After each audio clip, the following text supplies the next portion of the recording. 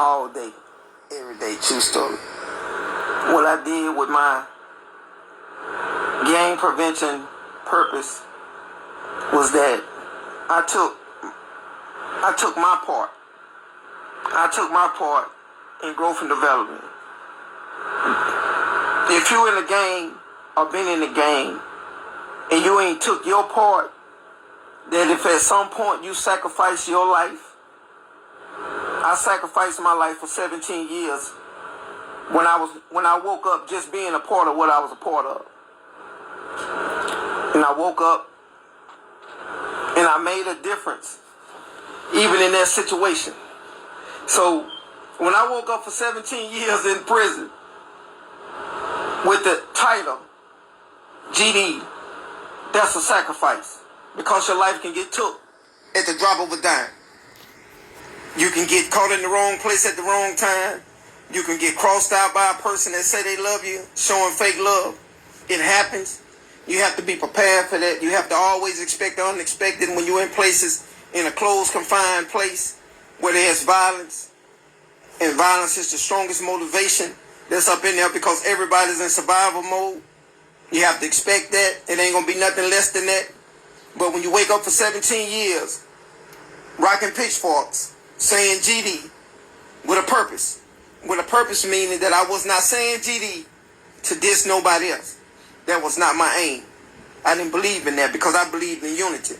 Because our concept said that we have witnessed what comes from the lack of unity and discipline. It has taken us over 30 years to bring this new concept of organization into reality. So without the full support of the membership, it would take another 30 years to bring the true foes of concept and the blueprint of growth and development into its proper perspective.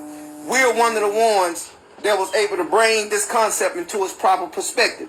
When you wake up every day as a leader, as a commander, and you got guys in there that's physically bigger than you, that's mentally bigger than you, but when it comes to mentality-wise and to materialize, they was not as big as you, because you took the time to officially learn concept of growth and development. Learn the concept and the vision first of the civil rights leaders that came before us, and how they sacrificed, strived, and gave everything for what they stood for as an individual. See, first they had to stand for something as an individual before they can come together as a collective.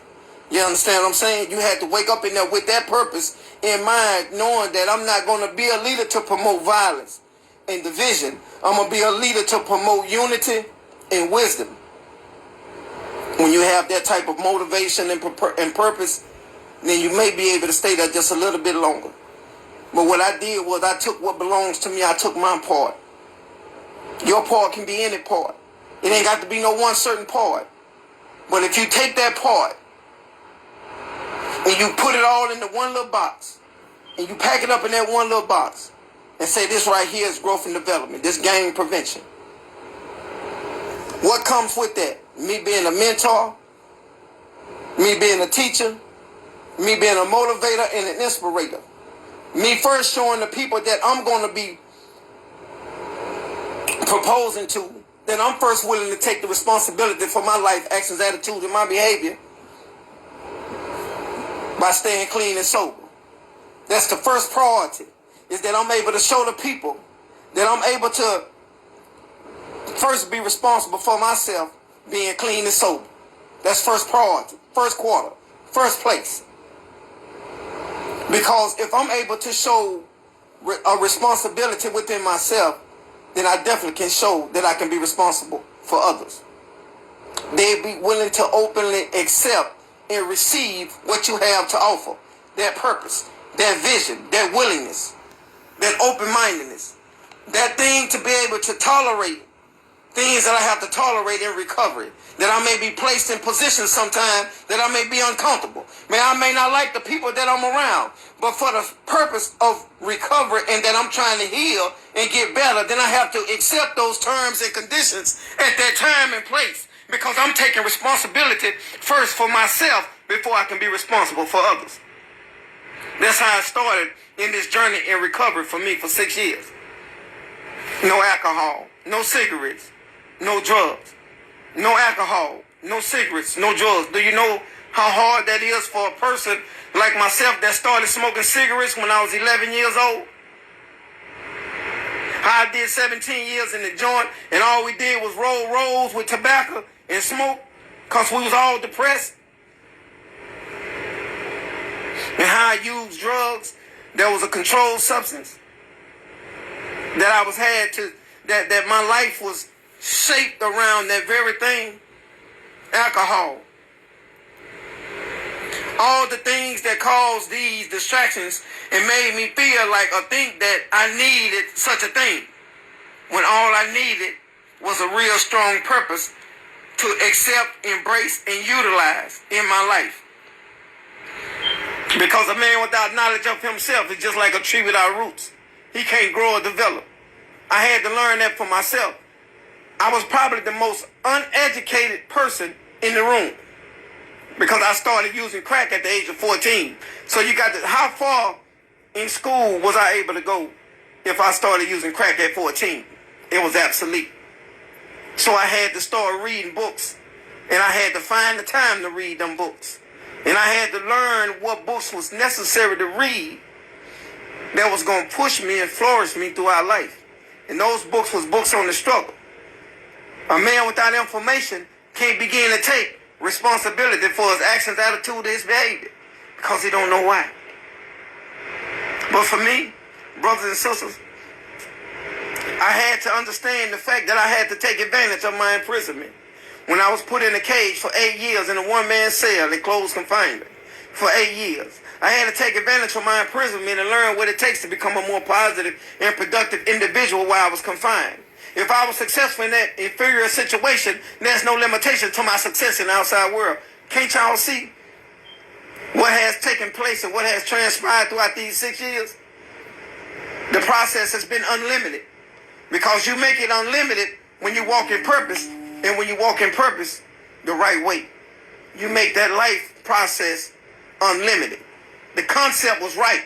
The concept said if we are successful in this inferior situation, that means that if we take advantage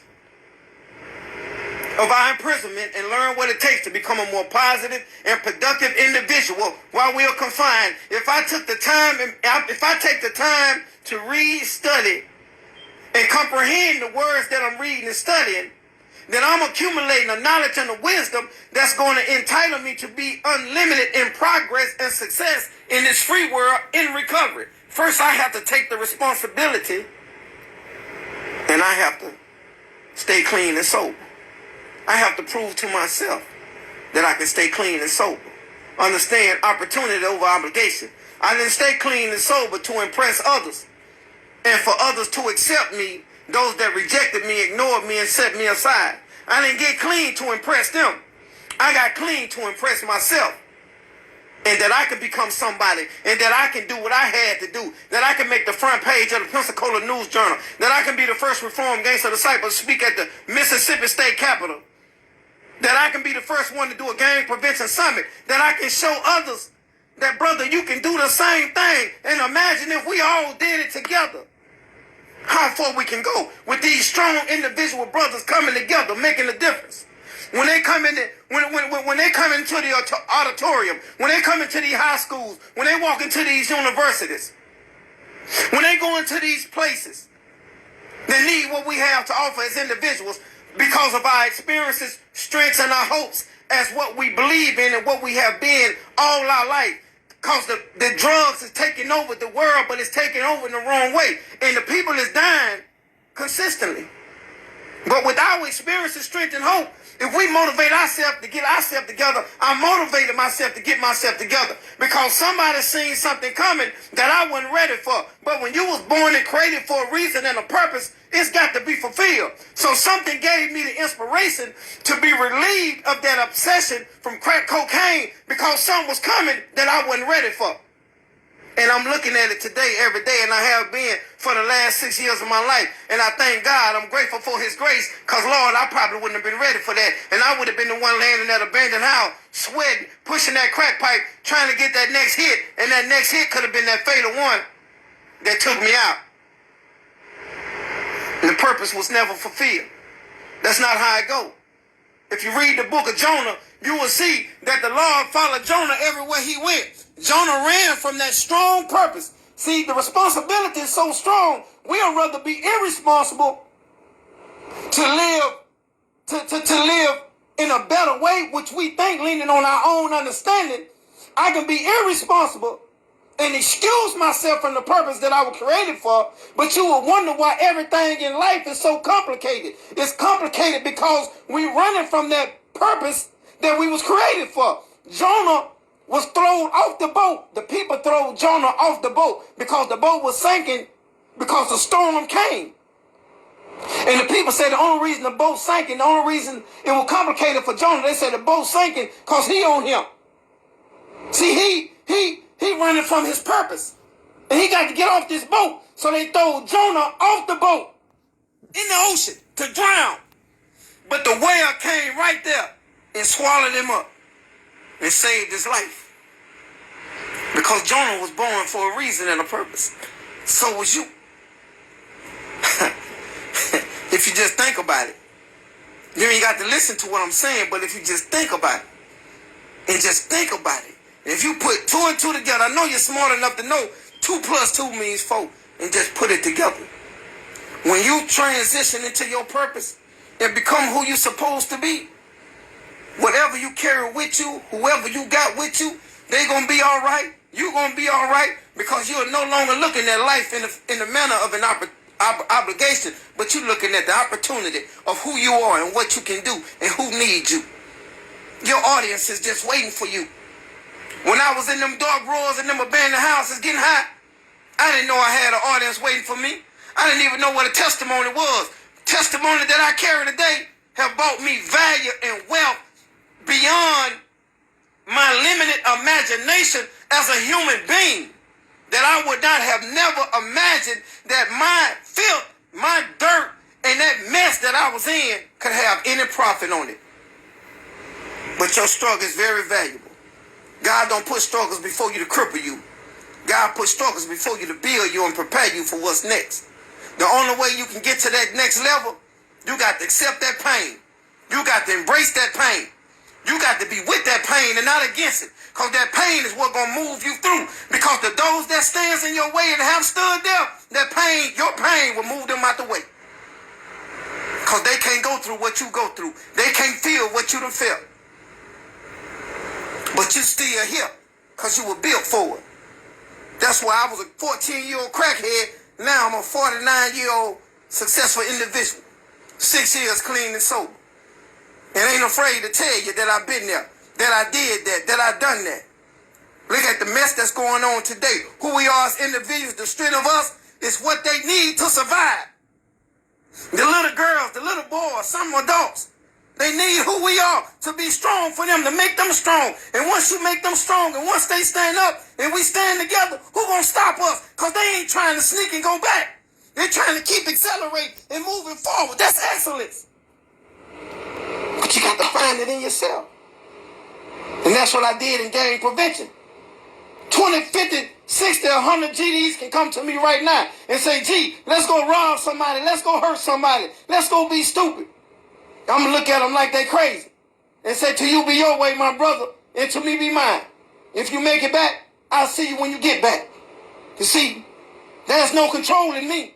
You don't run me. You understand? Because the same concept you know is the same concept that I utilize. That's why I took my part, that I woke up 17 years in prison and sacrificed my life just to be labeled as a GD could have got me stabbed to death. So I took that part and I created gang prevention. And I put it together. And I took it to the universities. I talk in colleges. I talk in high schools. I go to the detention centers. I go to the county jails. I travel. I take vacations, man. I get paid. Through the commissioner, through the state legislator, through the government. They send me checks. I get paid to be who I am. I get paid to go tell people what I went through for 17 years in prison, a 14-year-old crack addict. And then they come and find me and want me to peer counsel with them and go places with them. State legislators want me to be right next to them as a peer counselor. Want me to suit up. Some don't even want me to suit up. They want me to keep the gold chains on. They want me to keep the hip-hop clothes on. They want me to come in there dressed just like that. They want me to follow the men, want me to follow the ladies out there in the homeless shelters, in the homes that they got for rent. They want to take me with them. And I suit up and go because they write checks. They want to make sure I'm all right. They want to make sure you all right. When you know that what you have to offer, can't nobody stop you. Once your mind connect, but you got to let all the mess go. You got to let the mess go, and you got to get rid of anybody in your life that's messing. You got to let them go. You got to stand up, and you got to stand with those that's standing, because they're going to show you how to get there. They're going to show you what roads is necessary for you to go down. And if what somebody have to offer you, if it don't collaborate with what you stand for today and the value of that standard, it's easy for you to say no without having no regrets. It's easy for you to say no without having no regrets. And to the sisters more, he who have educated a man have only educated an individual. I'm just an individual compared to who you are. But he who have educated a woman have educated a whole nation. I work with sisters every day more than I work with brothers. And when I tell you, when they stand up, can't nothing turn them down. Can't nothing stop them.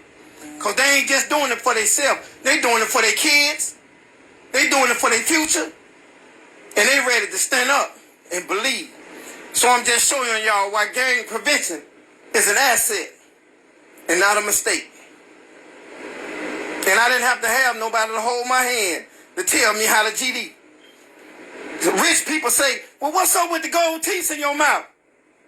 How you gonna go do this if you got gold teeth in your mouth? How you know they're a distraction if you don't know what I'm doing?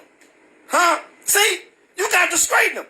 How you know if these gold teeth don't coincide with what I'm doing and it's necessary if you ain't never done what I'm here to do? Now sit down and listen. Matter of fact, don't miss nothing. You tell them, look, learn, and listen. And I'm going to show you why these gold teeth necessary. Because you can see them shine when I talk. I want to keep your attention. Let them know who you are. I ain't here to you to tell me who I'm not. Because I come through that door knowing who I am. I'm the one been there. You ain't been there. That's why you need me here. But I got to take the responsibility of being here the right way to make it work. And once it worked, hey, life will change for you. You'll be a different person. So when you see me rocking gang prevention, just know that the way that I rock my gang prevention is the same way that I rock Gangster Disciple when I was GD, and you heard me? There was no controlling me. But I couldn't take advantage of the fact that you wasn't controlling me. Now I'm going to follow rules, policy, ideology, and what I'm supposed to do. But the fact that I'm doing it the way I'm doing it because I know what I'm supposed to do. It's the difference when you don't know what you're supposed to do and somebody got to tell you what to do. 9 times out of 10, they'll tell you the wrong thing because they don't know. Instead of them telling you to pick the concept up and read it, memorize it, and learn it for yourself. So it'll show you how to accelerate. So it'll show you how to excel. That this thing ain't just something to be talking about, flashing gang signs and getting together and going and selling dope and doing all that mess. This thing gave me a life. This thing gave me common sense. Ain't nobody held my hand and instilled in me common sense. But my concept, reason, and ideology showed me that in the process of making a transition from old to new, there will be complications. What nigga on the street told me that in the process of going from old to new, there will be complications? Not one nigga told me that. But when I read that, I said that in the process of going from old to new, from Gangster Disciple to growth and development, there will be complications. Why? And because you got some people that want to stay in chaos in Gangster Disciple, and some people want to accelerate in growth and development. But in order to accelerate in growth and development, you first have to learn that we believe in the visions of our great leaders. And through their vision, we can become a reckoning power people. But what is the vision that they believed in? The same vision that they sacrificed as civil rights leaders, fighting for our liberty and our dignity, the main thing that we need today to survive. to survive through this chaos. So I had to be thrown in a one-man cell by myself for 8 years. And the only thing outside that door is niggas with butcher knives. And I'm the only nigga amongst them that ain't got the total knife. I don't have the total knife. Because when I walk out that door, I know who I am. I know what I'm going to do. So if I got to get killed being righteous and knowing who I am and what I stand for, I can't think of a better way to go, nigga. So you do what you got to do. Because I'm going to be all right. If you ain't going to do nothing, then get out of my way, nigga. And let me work out, mind my business, and keep living. Because that's what I'm here to do. See? And that's the way it is today. In my recovery. If the people in them rooms, if my life would have been shaped around them, I would have lost a long time ago. But I came and asked who I am. And I just celebrated 6 years of recovery. Didn't sneak, didn't drink, because I can't drink like you. I didn't sneak to smoke a joint, because I can't smoke a joint like you. I didn't sneak to get high on crack, because I can't get high like you. When I use it, it take me to places of unknown. And it did it for so long that I'm grateful and glad that I still got a mind to thank, brothers and sisters, that people even want me in the rooms to go to universities to speak and get paid, to go to colleges, to take trips, to go to detention centers in Atlanta, in other states, and tell my story. So that I'm grateful for, and I'm going to continue to be that.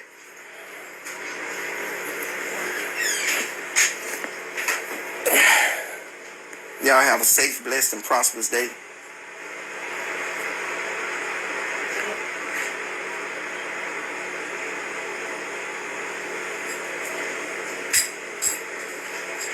Come here.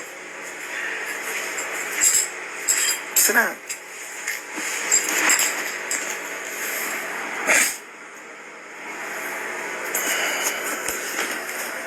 Holiday season is here.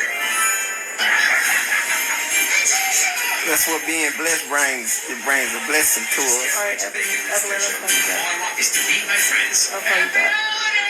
She walked in on my live. She walked in on my live. And she paused at the door, right? She said, "What's going on?" She heard me hollering and heard me talking, so she she just came in the house. So y'all have a safe and blessed day. Now I have to give the lady attention, you heard me? And let her know that I appreciate her. Because that's what's more important now. Because that's what gives me the motivation to do the work that I do.